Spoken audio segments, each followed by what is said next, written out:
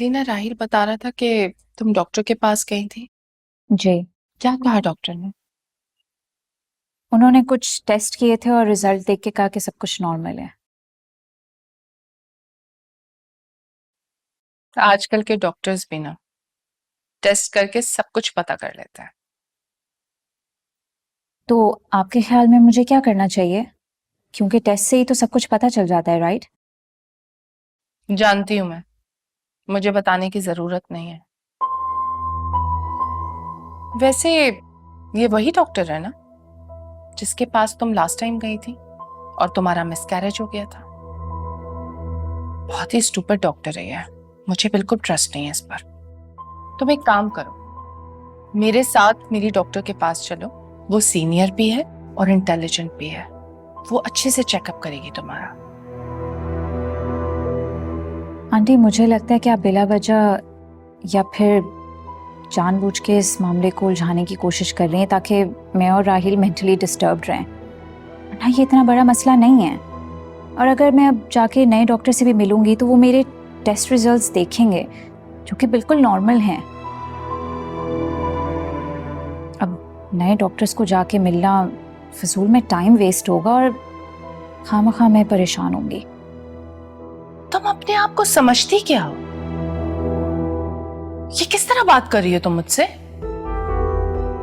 मैं तुम्हारा भला कर रही थी, तुम्हें डॉक्टर के पास लेकर जाना चाह रही थी, मगर ये सिर्फ तुम्हारा अकेली का मसला नहीं है। ये मेरे बेटे की जिंदगी का मसला है। ये इस घर का मसला है। मुझे इस घर में वारिस चाहिए और अगर तुम ये नहीं कर सकती ना तो क्या करेंगी आप? तो मैं अपने बेटे की दूसरी शादी करवा दूंगी। वो दूसरी बीवी जब आएगी ना तो वो बहुत इंटरेस्टेड होगी इस घर में बच्चा पैदा करने के लिए। मॉम, दूसरी शादी? क्या बोल रही हैं आप? दूसरी शादी, दूसरी बीवी, क्या हो गया?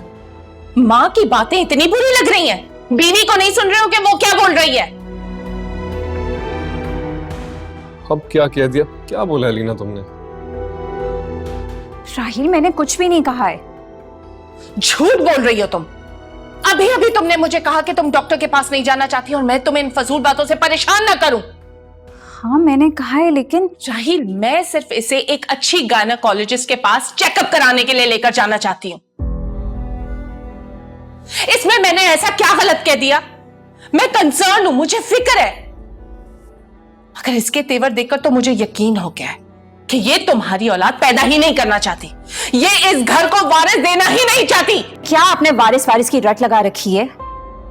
शादी को 1 साल भी नहीं हुआ और आप इस तरह मुझे मेंटली टॉर्चर कर रही हैं जैसे कि 10 साल गुजर गए हों।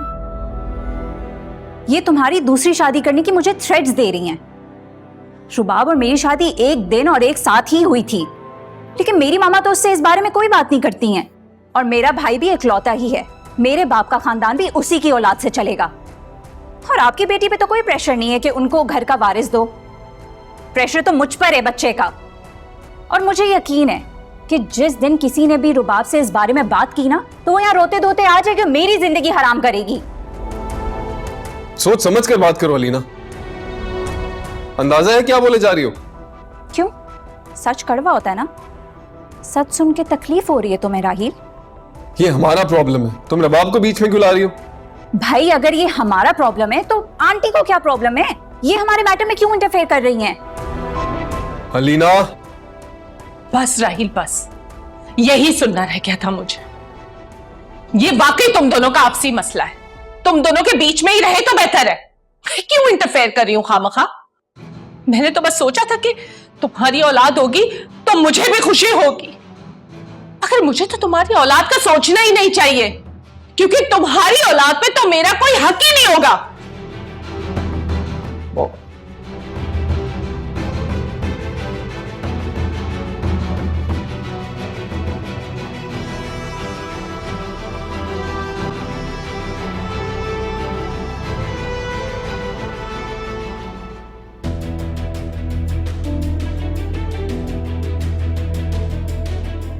ये लड़की बनी बनाई सबीन है। इतनी जुर्रत हो गई इसकी कि मुझे मेरी बेटी का तौना देगी। मेरे सामने खड़ी होकर मेरी बात को रद्द कर देगी। मेरी रुबाब का मुकाबला कर रही है। इसको तो मैं कभी माफ नहीं करूंगी, कभी नहीं। क्या समझती है खुद को?